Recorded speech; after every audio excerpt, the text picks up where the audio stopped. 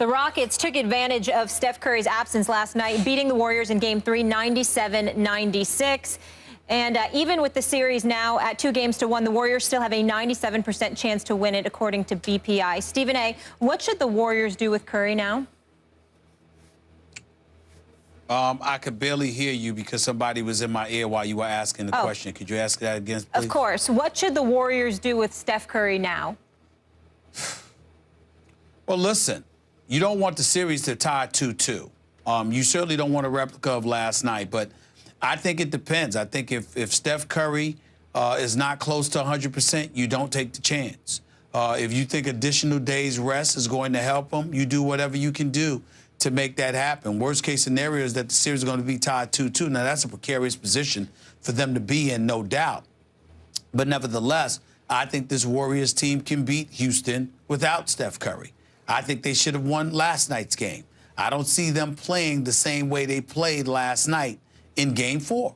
So I think when you look at it from that perspective, I would say, hey, why not? I mean, why not sit him out? I don't know if they will. It all depends on how he's feeling. Because if you're Steph Curry, you don't want to keep sitting out these games. There's no doubt about that.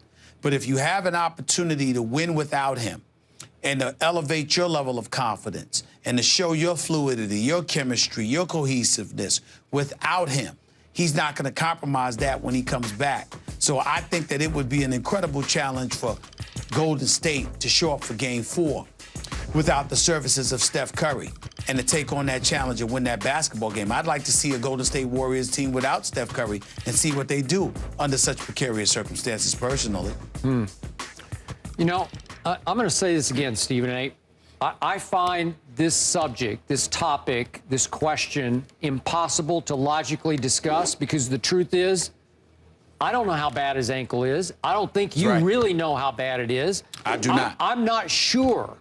I'm not sure that even Steve Kerr could know exactly, if the trainers and doctors could know exactly, because it's hard. Only Steph knows what tenderness he's feeling, what instability he's feeling in an ankle with obviously a dangerous amount of built-up wear and tear in it.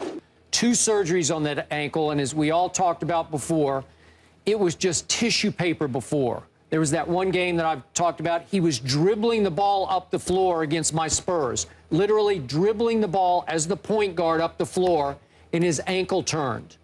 What?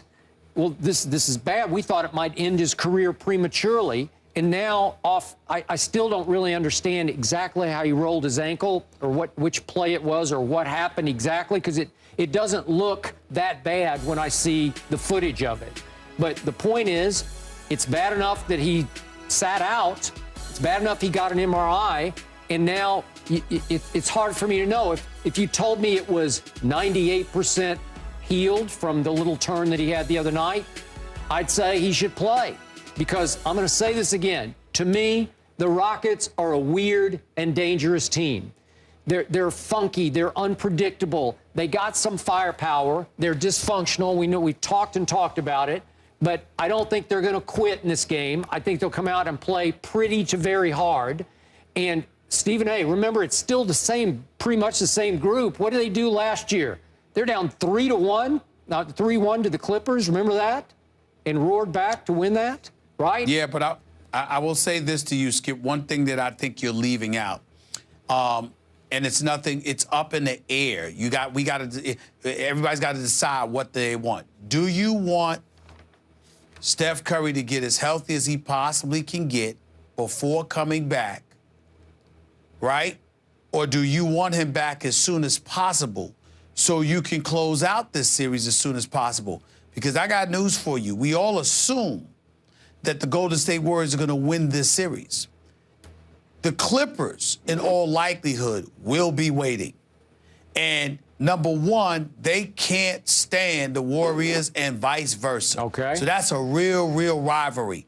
And number two, James Harden, scoring is one thing, but Chris Paul is a different beast, especially for somebody like Steph Curry and others. So it's going to be real interesting to see what happens because Golden State's got to make a decision.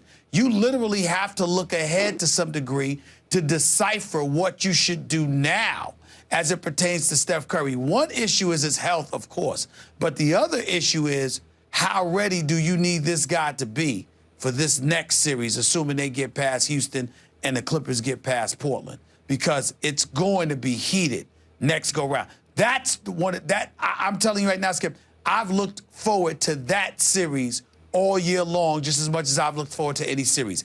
That is going to potentially be a big-time series with the Clippers and the Warriors. Okay, hypothetical question.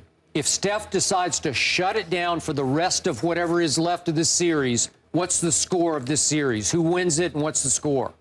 I think Golden State wins the series in 6 games. And I say 7 games. I think it would take 7 at Golden State to beat this Houston team with no Steph the rest of the way. I think it would. I think they would do so in 6, because I think that they're going to steal one game in Houston, whether it's Game 4 or Game 6. All right, 7 and 6, we shall see. Coming up, Sam Bradford wants out of Philly because they traded up to potentially get a quarterback. What should the Eagles do now? Herm Edwards will join us for that discussion. That's next here on First Take.